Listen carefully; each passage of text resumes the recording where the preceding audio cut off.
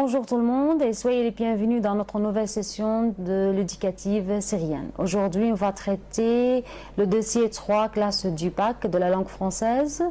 Avant de commencer, je me présente. Je m'appelle Roula Omar, inspectrice régionale à Damas Rif et j'ai le plaisir d'accueillir avec moi mes deux collègues et amis, Lama et Mouna.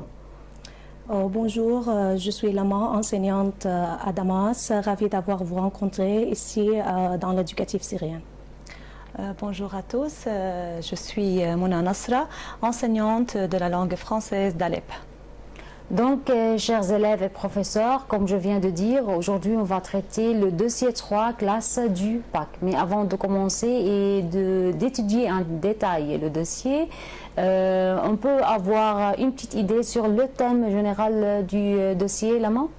Oui, bien sûr. Dans cette unité, on va traiter le rôle de la femme dans la société et on va encore traiter des figures des femmes qui ont marqué l'histoire, leurs droits, respectés et non respectés.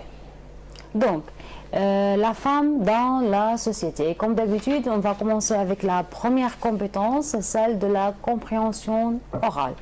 Oui, allez-y. L'objectif de cette compétence, c'est de comprendre une émission radiophonique à propos des femmes qui ont fait des exploits et devenir célèbres. Dans la compétence de la compréhension écrite orale, chers étudiants, on a toujours un document sonore à écouter et puis des activités à faire. Mais puisqu'on révise maintenant la compétence, on a la transcription de ce document à la fin du livre, à la page 121 je pense, pour le lire et l'analyse. Mais avant de voir le document et l'analyse, on a une liste de vocabulaire très important qu'on doit lire et comprendre. La liste se trouve à la page 42. Le premier mot injustice, c'est-à-dire caractère de quelqu'un ou de quelque chose qui n'est pas juste. Esclave, personne non libre. Affronter quelque chose, y faire face. S'engager, c'est-à-dire participer à une action. Déclencher, faire commencer, protestation, objection. Et la Cour suprême, c'est la Cour de justice qui prend la décision finale. Donc il faut toujours attirer l'attention des apprenants que dans cet encadré, il y a toujours les mots-clés qui peuvent nous aider à comprendre le document. Et n'oublions pas que ces vocabulaires sont toujours visés à évaluer dans un examen.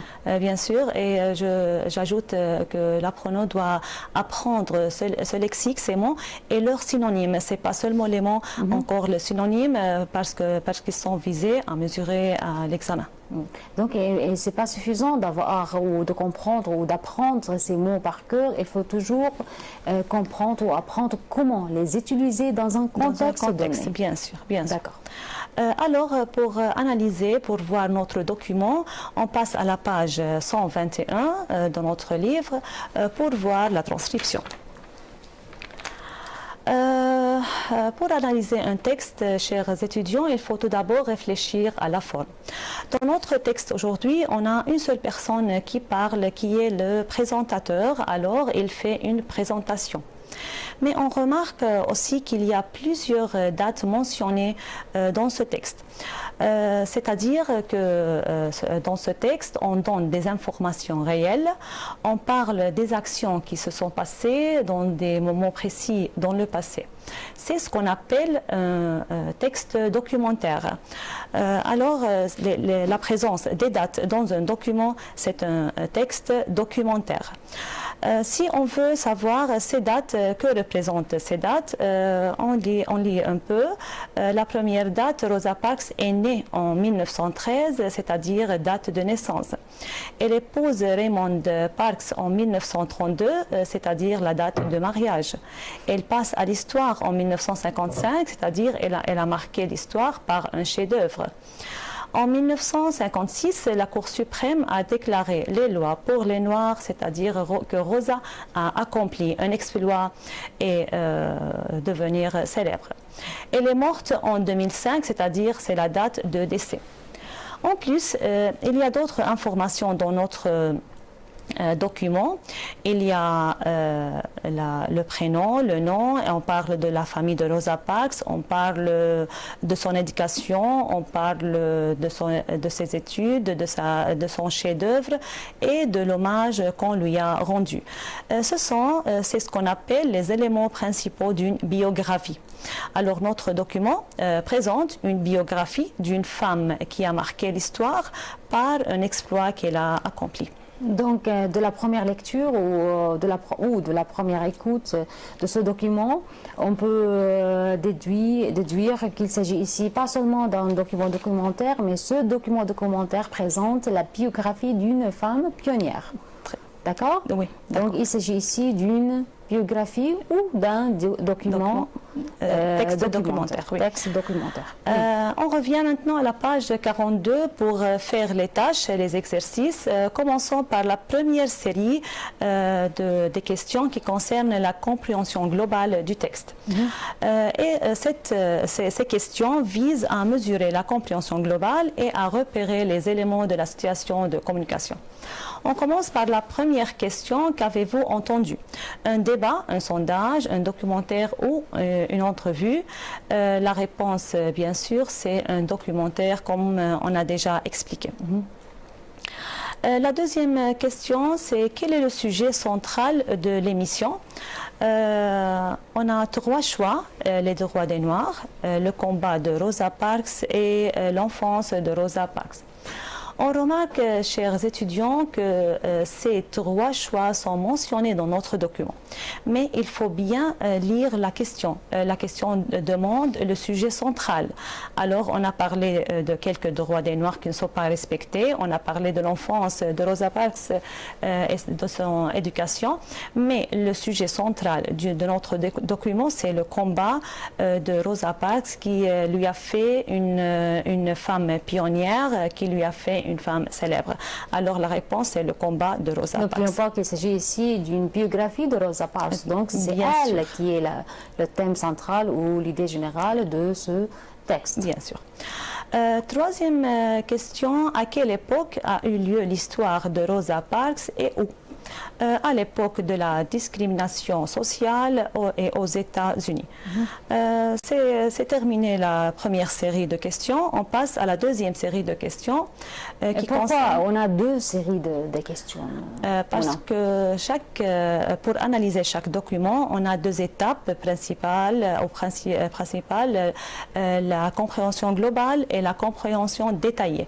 Et puis, l'étape finale, c'est l'appropriation personnelle. Donc, chers élèves, les questions ici sont mentionnées pour nous aider à mieux comprendre le document. Je commence toujours par la compréhension générale ou la compréhension globale à travers des questions comme quelle est la forme du document, de quoi s'agit-il dans ce document, de quoi parle-t-on dans ce document, et quels sont les personnages principaux, le thème général.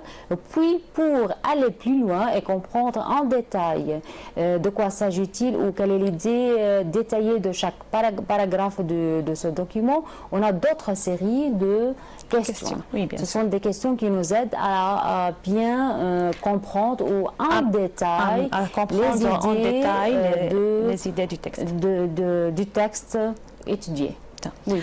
Maintenant, exercice numéro 4, compléter les informations concernant la personne dont on parle.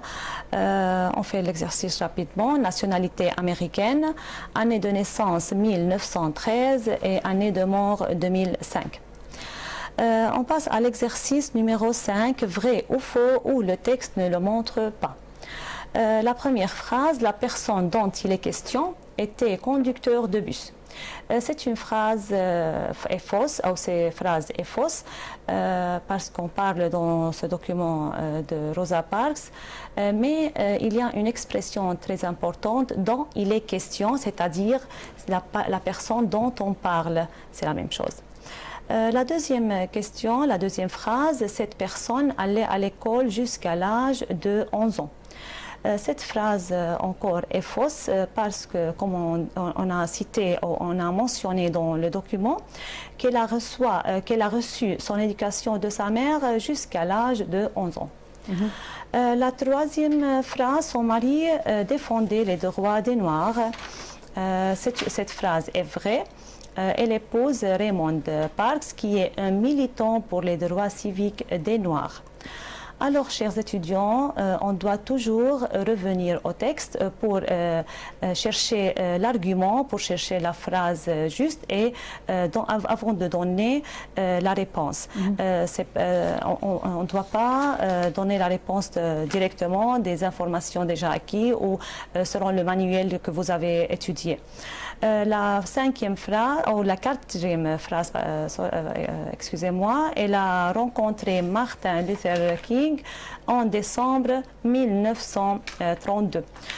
C'est une phrase fausse parce que la date ou l'année 1932, c'est la date de son mariage avec Raymond Parks. Donc, Mouna, à chaque fois, pour donner la bonne réponse, on doit se référer toujours au texte. Bien sûr. Pour savoir si, par exemple, qu'est-ce qui se passe en 1932, je reviens au texte, je trouve qu'à cette date, c'est pas la rencontre avec Martin, c'est la date de mariage de Rosa Parks. D'après le texte, j'ai compris qu'il a reçu son éducation jusqu'à l'âge de 11 ans de sa mère. De sa mère à la maison. À l'école. Oui. Par exemple, son mari, il est cité dans le texte qu'il était un militant pour les droits Noirs, les droits civiques des Noirs. C'est pourquoi j'ai jugé que la phrase 3 est vraie. Non, c'est vrai ici dans ce texte. Oui. D'accord. Donc, n'oublions pas que j'ai besoin toujours de lire et relire le document pour juger si une phrase est vraie ou fausse. Il ne faut pas donner en jugement n'importe quoi ou en se référant toujours à mes acquis, à mes informations personnelles. Non. Je dois lire et revenir toujours au texte. Oui. Maintenant, on arrive à l'exercice 6. Les Blancs et les Noirs avaient-ils les mêmes droits aux États-Unis à l'époque évoquée? Non, bien sûr.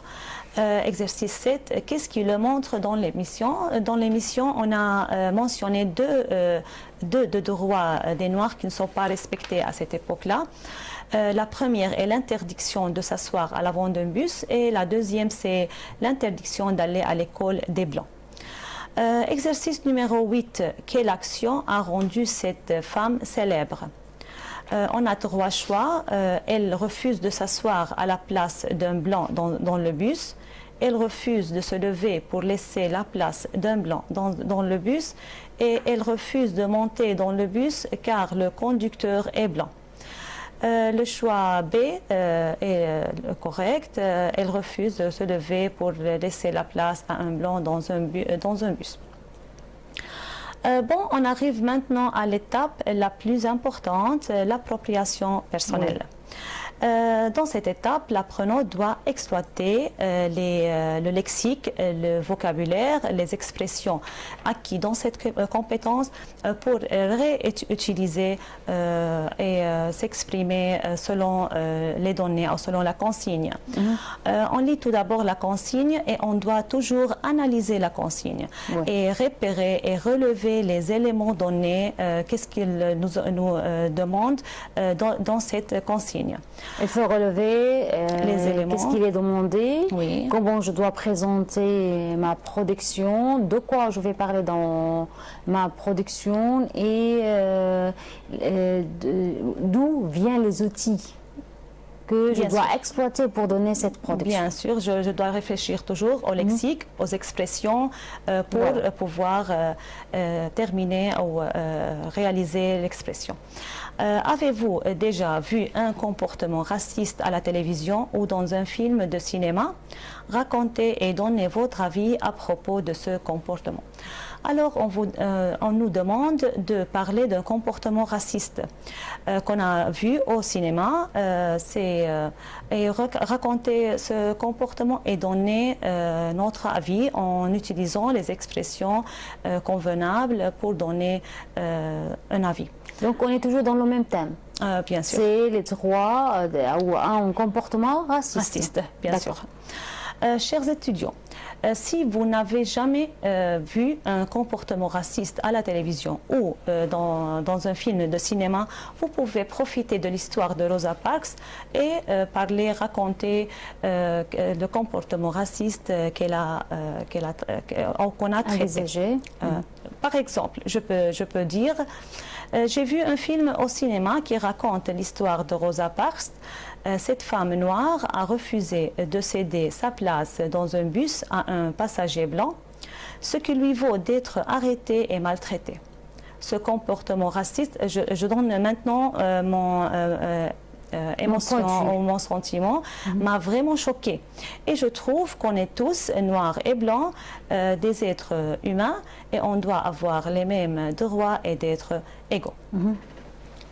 C'est tout. Donc ici, l'apprenant a donné son point de vue personnel concernant un mouvement ou un événement raciste en se basant sur les expressions et les vocabulaires et même les détails mentionnés dans le texte qu'on vient d'étudier, celui de Rosa Parks. Oui. Donc cet exercice vient comme une sorte de réinvestissement ou d'exploitation de ce qui est acquis durant la compétence de la compréhension orale. Bien sûr. D'accord.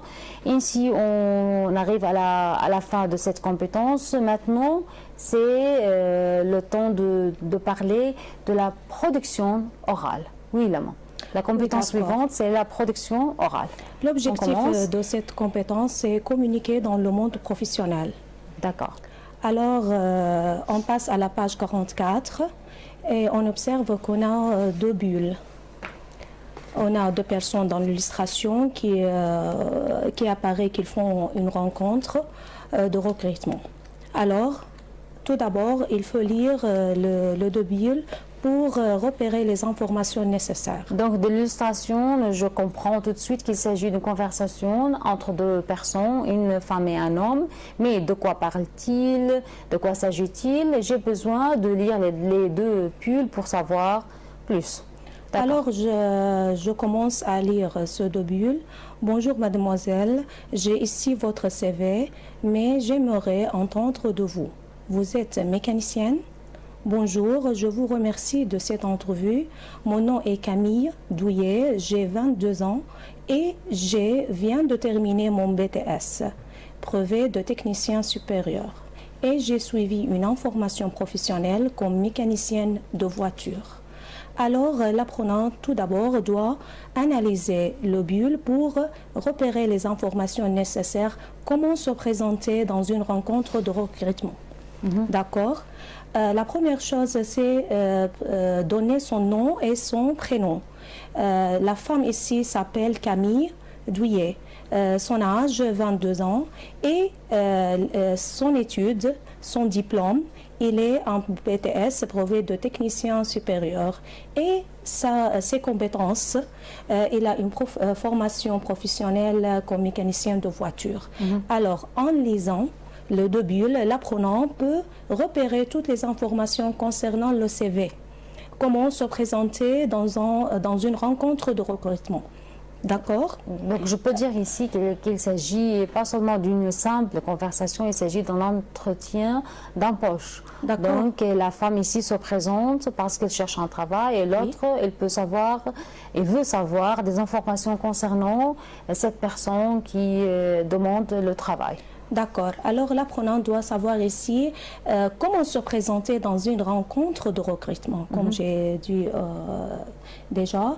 Et, le nom, les prénoms, l'âge, l'étude, le diplôme, la formation, etc. On observe ici que cette femme a une BTS de technicien. Il est mécanicienne. Alors c'est un peu bizarre. Oui, c'est un peu bizarre. C'est un métier qui est autrefois autrefois ou traditionnellement réservé aux hommes. Déjà, oui. Oui, d'accord. Alors, il y a quelques questions qui se trouvent à la page 45 qui concernent la situation de communication. Seulement, où se trouvent ces deux personnes. On observe qu'ils sont dans un atelier. Oui. Se connaissent-elles? Il ne semble pas qu'ils se connaissent. Pourquoi? Parce qu'il parle, il utilise le pronom personnel vous. Oui. Alors, il ne sait pas. Oui, puisque l'homme demande des informations de l'autre personne, son nom, donc il son prénom, ne connaissait pas déjà. Oui. Alors, que sait-on de Camille Douillet? Et si on sait des informations personnelles de cette femme? Son nom, son âge, le diplôme qu'elle a et qu'est-ce qu'elle veut travailler, qu'est-ce qu'elle fait comme travail. D'accord. Maintenant, pour terminer cette compétence, on passe à l'appropriation. Oui, en se basant sur l'activité que l'apprenant vient de faire, il peut maintenant élaborer un certain avis à propos d'une profession différente d'une femme. Il peut maintenant s'exprimer individuellement. On lit tout d'abord la consigne. Êtes-vous pour le travail des femmes dans les domaines destinés traditionnellement aux hommes, conducteurs de camions, forgerons, maçons, pilotes mécaniciens, etc. Exprimez votre opinion. Chers étudiants, ce n'est pas une question de production écrite.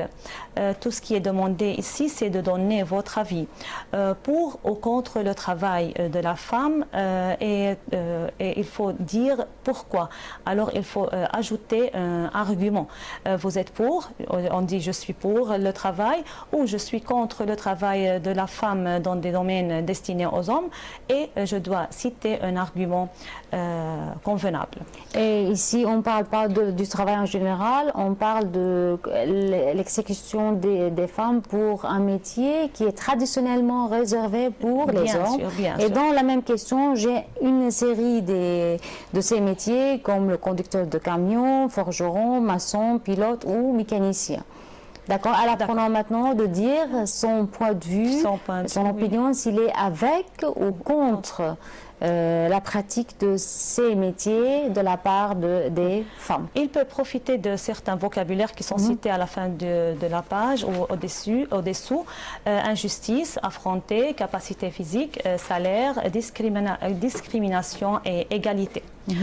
Alors, comme exemple, par exemple, les femmes et les hommes suivent les mêmes études et ont les mêmes capacités mentales et physiques. Et pourquoi ils ne travaillent pas dans le même domaine? Alors, je suis pour le travail de la femme dans des domaines destinés aux hommes.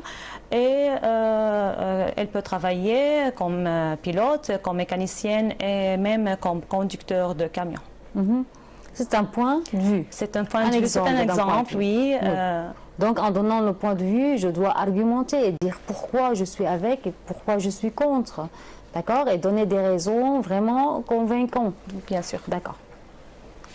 Donc, c'est tout concernant la compétence de la production écrite. On passe tout de suite au texte écrit avec la compréhension de l'écrit. Oui, Lama, on a maintenant un nouveau texte à traiter. Tout d'abord, on demande à l'apprenant de passer ou de retourner à la page 46 et d'observer la forme générale du texte. Comme on a vu, il y a ici une enveloppe et on déduit que c'est une lettre. Oui, tout de suite, de la forme. D'accord. Mais après la première lecture, l'apprenant peut repérer les éléments de la lettre comme le destinataire et l'expéditeur. Alors tout d'abord, l'apprenant doit savoir qui écrit cette lettre et à qui. D'accord. Adresser la lettre. D'accord. Alors, en ce qui concerne la forme, il faut savoir qui, à qui, l'expéditeur et le destinataire. Et cela, on le trouve dans la première question qui se trouve à la page 47. Mais avant de répondre à cette question, on demande à nos apprenants toujours de lire l'encadré. Parce que ces mots où ce vocabulaire est toujours visé à mesurer dans l'examen et il l'aide à mieux comprendre le texte. On a ici 4 mots: aisé, riche, faire faillite, perdre tout son argent, usité, commune, courante et arrondissement. Subdivision d'une ville, ici Paris. Paris est divisé en 20 arrondissements. Alors, ce mot ou ces mots sont très nécessaires parce que là, on peut les réutiliser dans un nouveau contexte à l'examen et aide l'apprenant à mieux comprendre le texte. Donc la première étape dans la stratégie de la compréhension de l'écrit, c'est de chercher à comprendre la forme dans laquelle est cité le texte, et de lire l'encadré, parce que ces mots avec les synonymes cités ou le contraire cité nous aident toujours à déchiffrer les mots-clés nécessaires ou des informations du texte. Ça nous aide tout de suite à comprendre de quoi s'agit-il et de quoi parfois. D'accord. L'objectif de cette lettre est repérer des informations pertinentes d'une lettre qui traite de divers droits de la femme. Alors, on a dans le même thème, c'est le droit de la femme. L'apprenant doit lire la lettre pour savoir de quelle femme parle-t-on dans ce texte ou dans cette lettre. Et comme on a déjà vu dans la compréhension orale, il y a ici une biographie d'une femme qui s'appelle Simone de Beauvoir. Donc, encore une fois, on a une biographie. D'accord. Cette biographie, où les éléments de la biographie sont nom, prénom, la date de naissance et la date de décès, ses études, son chef-d'œuvre et l'hommage. Alors, l'apprenant doit repérer les éléments de la biographie pour savoir la vie de cette femme et son influence dans la société. On commence par l'idée générale. On a dit déjà, c'est la vie de Simone de Beauvoir. Et pour les éléments de la biographie, on a les noms et le prénom, nationalité, date de naissance, date de décès et le métier. Alors, on va passer à résoudre les 3 premières questions qui répondent à la question qui concerne les éléments de la situation de communication. Oui. Qui parle à qui, de quoi parle-t-il, où se passe l'action, et parfois quand. D'accord. La première question, ce texte est une lettre. Qui en est l'expéditeur? L'expéditeur ici, c'est Renan. Qui en est le destinataire? Le destinataire, c'est Luna. Ici, on sait la forme, les éléments de la lettre. En plus, j'ai aussi la formule d'appel et la formule de politesse à la fin de la lettre. À côté aussi, j'ai aussi l'enveloppe. Tout cela m'aide tout de suite à déduire qu'il s'agit d'une lettre envoyée de la part de Rana à son amie Luna. Pour la deuxième question, on va repérer l'idée principale du texte. Quel est le thème principal de la lettre? C'est la vie de Simone de Beauvoir. Il y a ici les idées de Simone de Beauvoir et on parle de Jean-Paul Sartre, mais on observe après avoir lu la lettre qu'on a parlé de la vie de Simone de Beauvoir tout entière. D'accord? Alors la réponse c'est A. Troisième question, complétez le tableau ci-dessous par les informations fournies par Rana à propos du personnage. Nom, c'est Beauvoir, prénom Simone, nationalité française, date de naissance c'est 1908, date de décès c'est de 1986 et métier c'est écrivaine et professeur. Enseignante. Alors, en réalisant ces 3 premières questions, l'apprenant va repérer les éléments de la situation de communication, la forme, le thème du texte et quelques éléments de la biographie qui concernent les informations personnelles de Simone de Beauvoir, son nom, son prénom, nationalité, date de naissance, de décès et son métier. Donc j'affirme qu'il s'agit ici d'une lettre de Rana à Luna qui parle de la vie de Simone de Beauvoir. Oui. Et dans sa lettre, j'ai les éléments de la biographie de Simone de Beauvoir, j'ai son nom, son métier, date de naissance, date de décès, les activités qu'elle a pratiquées durant sa vie, etc. On insiste sur l'examen parce que toujours on traite ces informations par différents types de questions. Oui, bien sûr. On peut dire ce document est une lettre, est un sondage, est un débat et l'apprenant peut choisir la bonne réponse. Ou on peut dire le thème général du texte est le sujet central, Ah oui. etc. Tu veux dire qu'à l'examen, je peux avoir les mêmes questions, mais d'autres formes. Oui, Par exemple, je d'autres peux poser une question dans ce texte. Il s'agit d'une biographie d'une pionnière féministe, Oui. vrai ou faux? D'accord. Ce texte est une lettre adressée de A, vrai ou faux? Ou je peux mettre des choix multiples, par exemple concernant les activités pratiquées de la part de Simone de Beauvoir. Est-ce que Simone de Beauvoir était une enseignante, était écrivaine, était mécanicienne, etc. Oui. C'est à l'apprenant de choisir, mais toujours en se référant au document. Oui, Donc, d'accord. les mêmes informations sont demandées à évaluer, mais sous différentes formes de questions. D'accord. Oui. Alors, ces trois questions qui concernent l'idée générale du texte et la forme. On passe à la page 48. Ce sont les questions qui concernent les idées détaillées du texte. L'apprenant ici va rassembler toutes les informations qui concernent la biographie de Simone de Beauvoir. Qu'est-ce qu'il a fait dans sa vie, quel est son exploit, quelle est sa tâche, etc. On commence par l'exercice numéro 4, vrai ou faux. Cochez convenablement et justifiez votre réponse à l'aide d'une expression tirée du texte. Simone de Beauvoir était une bonne élève. Cette phrase est vraie parce que dans le texte, on a dit que Simone de Beauvoir était une enfant prodige et elle a toujours partagé la première place avec sa meilleure amie Elisabeth Lacoin. Oui. Alors, dans le texte, on citait qu'il était un enfant prodige. Pour la deuxième phrase, Simone de Beauvoir arrête l'école à 15 ans lorsque son grand-père fait faillite.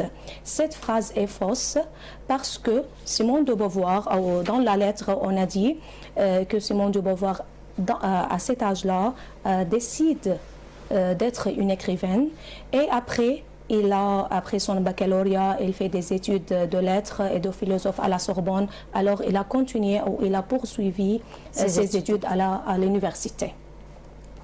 Pour la troisième phrase, Jean-Paul Sartre est plus jeune que Simone de Beauvoir.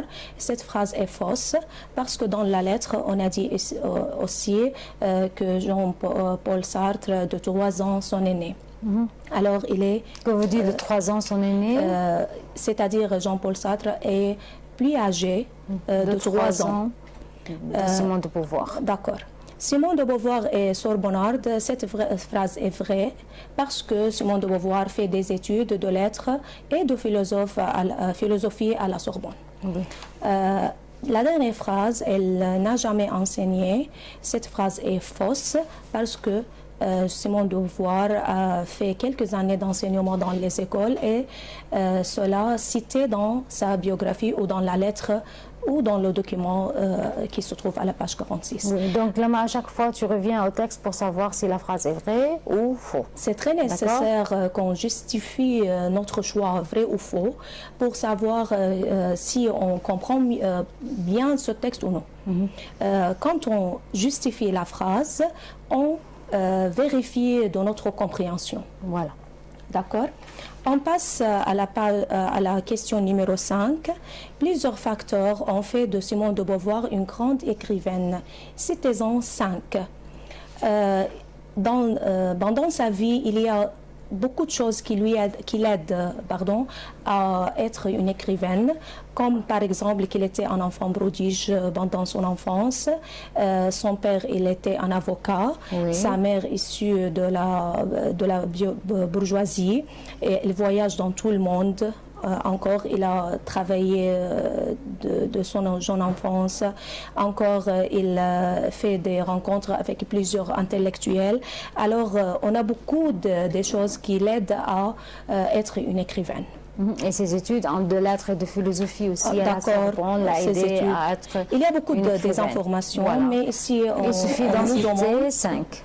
on nous demande de citer 5. Oui.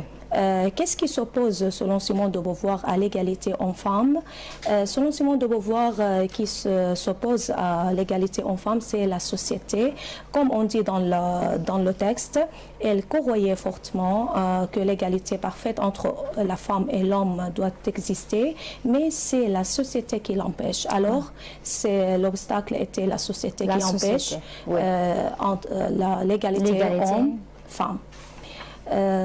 Pour la question numéro 7, la France a bien honoré Simone de Beauvoir et Jean-Paul Sartre. Relevez la phrase qui le montre dans le texte. On passe au texte et on a vu que en 2000, une place Jean-Paul Sartre et Simone de Beauvoir est inaugurée dans le 6e arrondissement de Paris. Alors cette phrase montre que la France a bien honoré Simone et Jean-Paul Sartre. En réalisant toutes ces tâches, l'apprenant va rassembler les éléments de la biographie et les idées détaillées qui l'aident à mieux comprendre le texte et à savoir que fait Simone de Beauvoir dans sa vie, comment il a marqué l'histoire, quelle est son influence dans la société. Je dois insister ici sur le vocabulaire qui concerne sa lutte. Il a lutté, il a écrit plusieurs manifestes et écrit pour les droits de la femme, pour l'égalité hommes et femmes. Et il fait un changement réel dans la société française et plusieurs Françaises l'ont suivi. Alors, il a une grande influence sur la société européenne et française. Oui. Et le vocabulaire qu'on a traité, qu'on a repéré de cette biographie? Il faut repérer les éléments de la situation, les éléments de la biographie, qui concernent nom, prénom, date de naissance, date de décès, comme a déjà dit ma collègue Mouna, et le métier, et aussi le chef-d'œuvre. Comme j'ai dit, elle lutte l'égalité entre la femme à affronter. Elle a écrit plusieurs manifestes. Bien sûr, la liberté, lutter, son influence. Il fait un changement réel. Ce sont de vocabulaires qui est très nécessaire à apprendre parce qu'on peut les réutiliser dans de nouveaux textes, dans de nouvelles situations de communication et ils ont à mesurer. Il visait à mesurer dans l'examen. On passe à la dernière question qui concerne la vie.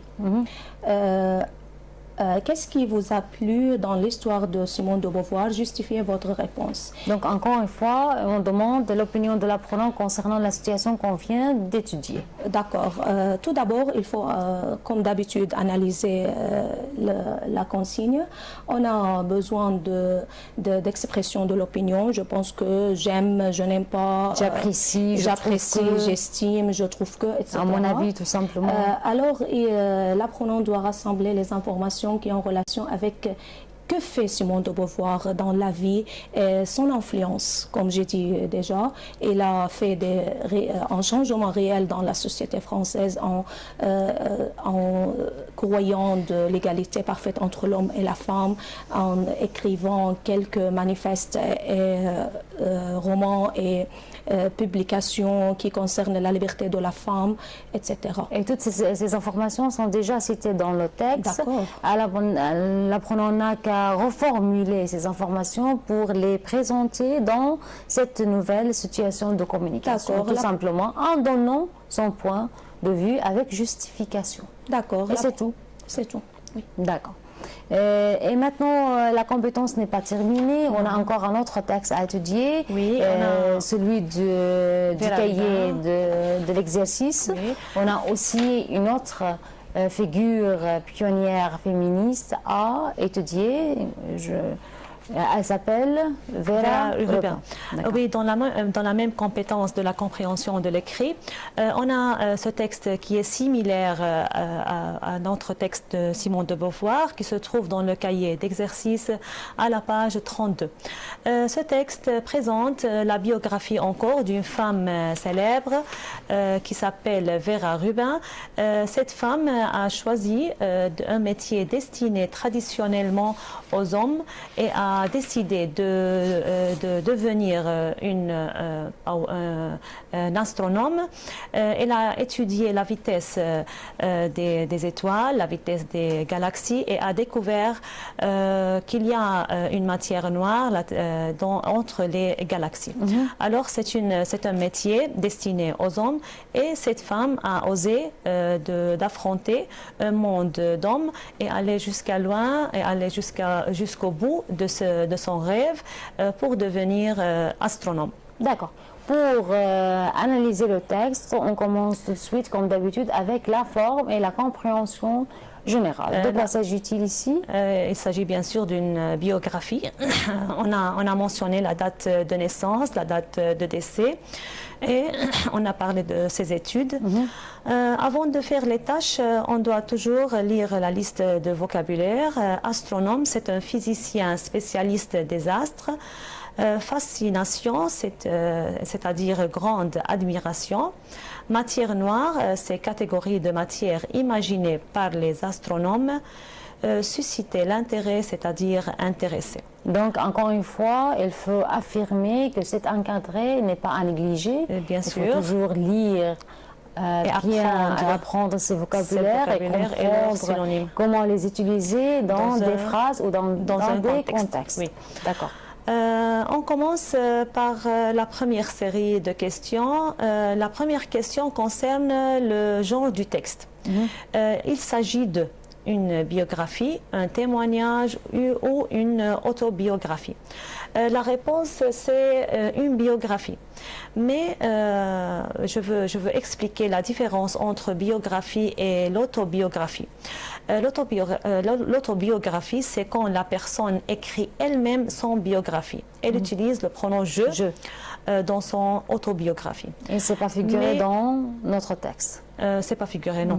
Mais on a le témoignage encore, on utilise le pronom « je ». La différence entre le témoignage et l'autobiographie, que dans le témoignage, la personne donne une expérience personnelle, parle d'un problème personnel, d'un événement, d'un petit événement et pas de sa vie tout entière. Oui, et elle a utilisé la personne et utilise encore le pronom « je ». Alors, la forme de notre texte, c'est une biographie. La deuxième question, le texte parle d'une femme, d'une étoile ou d'une planète, bien sûr d'une femme pionnière qui est Vera Rubin. Troisième question, où se déroulent les événements de ce texte et pendant quel siècle? Toujours, on insiste sur les éléments de la situation de communication, où, quand, qui, de quoi. Alors, les événements de ce texte se déroulent aux États-Unis au XXe siècle. Comment je sais que c'est au XXe siècle? C'est d'après les dates mentionnées, de 1922 jusqu'à 2016. Alors, ces deux dates sont au XXe siècle.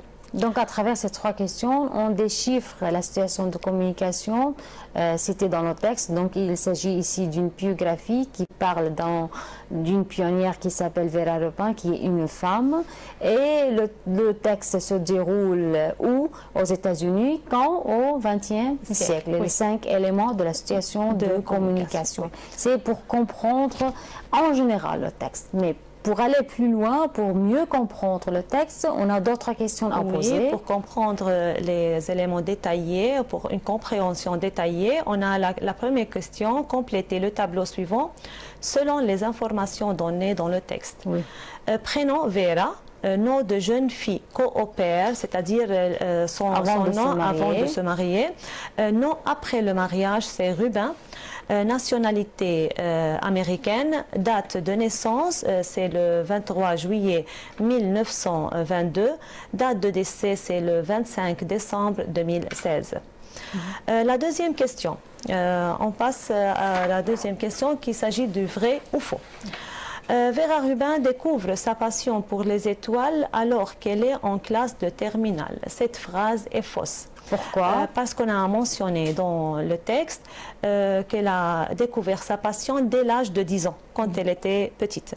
Mais je veux expliquer le mot terminal, c'est-à-dire la classe de bac chez nous. Dernière classe. La dernière classe.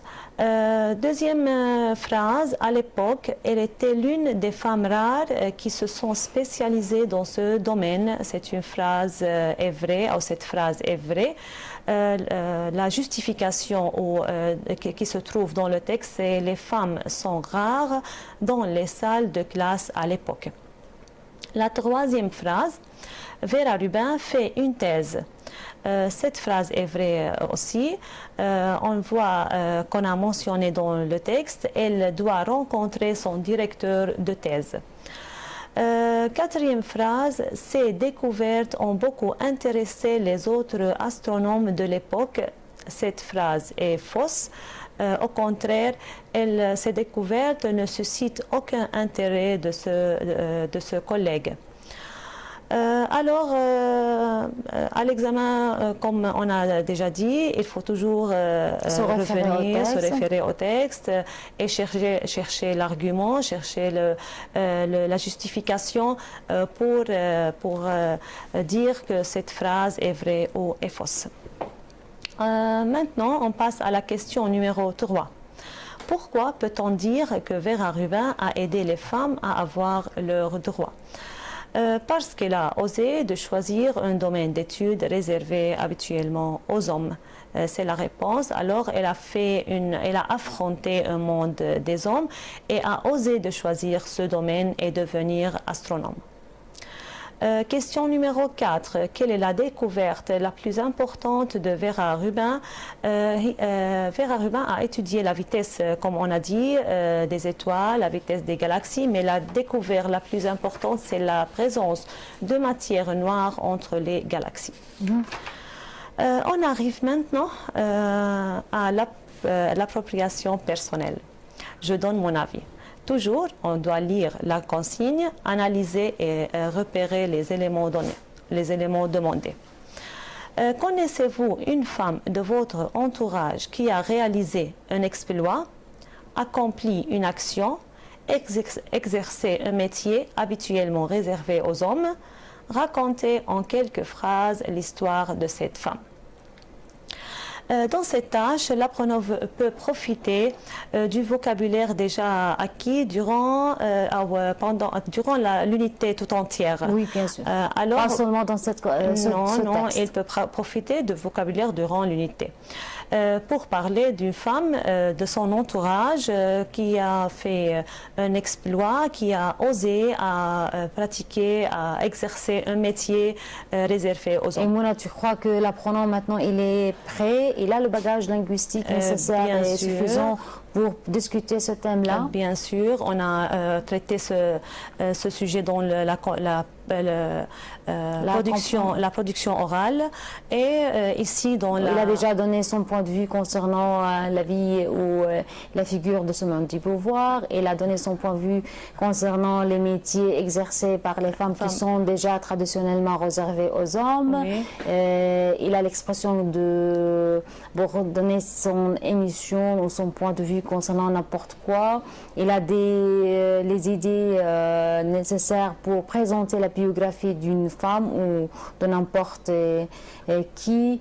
C'est à lui maintenant de chercher un exemple réel de son entourage. Oui, bien sûr. Et s'il n'existe pas, il peut l'inventer tout simplement. Donner n'importe quel exemple imaginaire, mais je crois qu'il est prêt.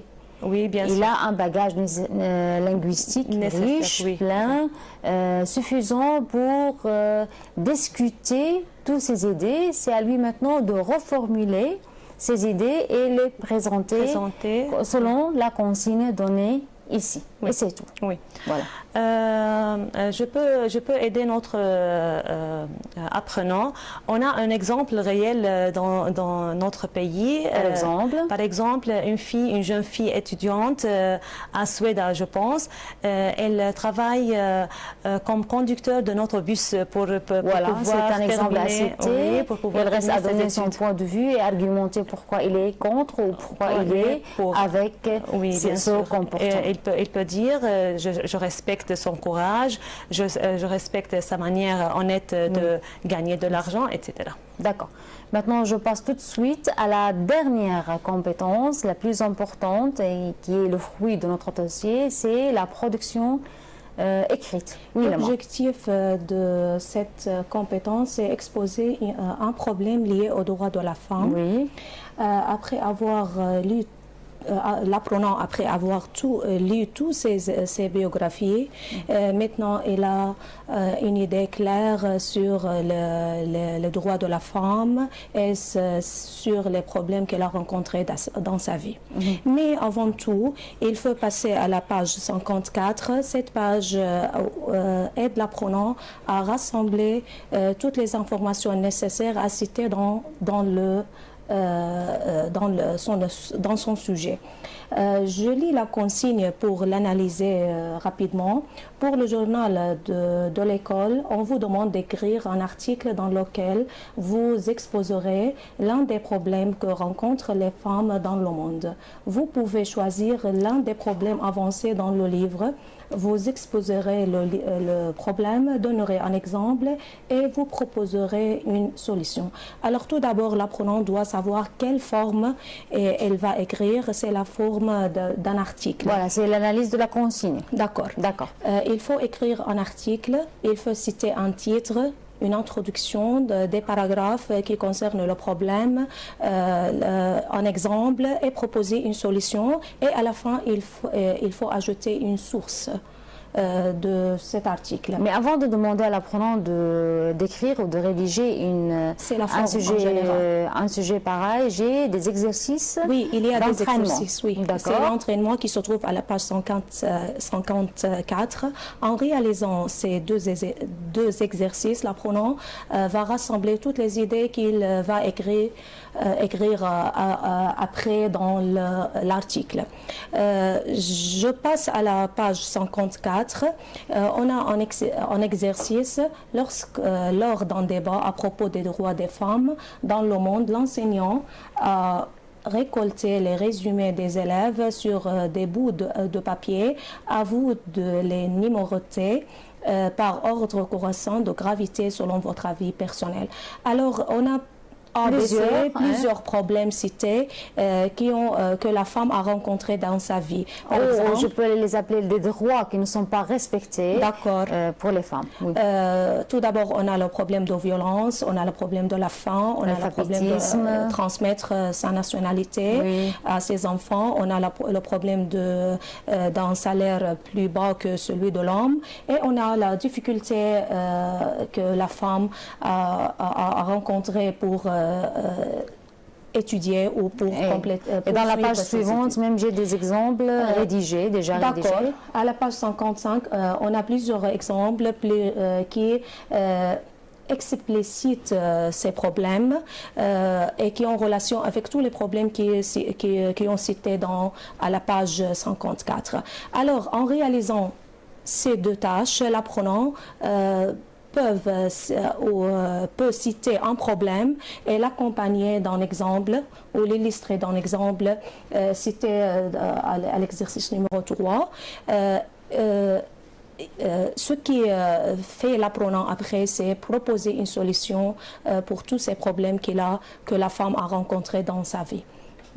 Ça dépend de son point de vue, mais toujours il faut argumenter et tout est prêt ici. Il y a les idées toutes prêtes, il y a même des rédactions, des mini-rédactions toutes prêtes. C'est à lui seulement de reformuler pour les mettre dans la production déjà demandée avec des conditions. La forme, qui, quoi aussi, c'était... les problèmes. La forme, il faut toujours donner les 3 paragraphes, l'introduction de son article, c'est-à-dire un problème, développement un exemple, une solution. Voilà, et donner une conclusion qui montre sa proposition comme solution, et n'oublions pas la source de l'article. Donc avec cette production, l'apprenant exploite tout ce qui a déjà acquis durant tout le dossier. Oui, d'accord. Et vous avez les 2 exercices qui l'aident à bien s'exprimer, parce que dans ces 2 exercices, on a le problème et on a l'exemple. Alors l'apprenant peut réutiliser tous ces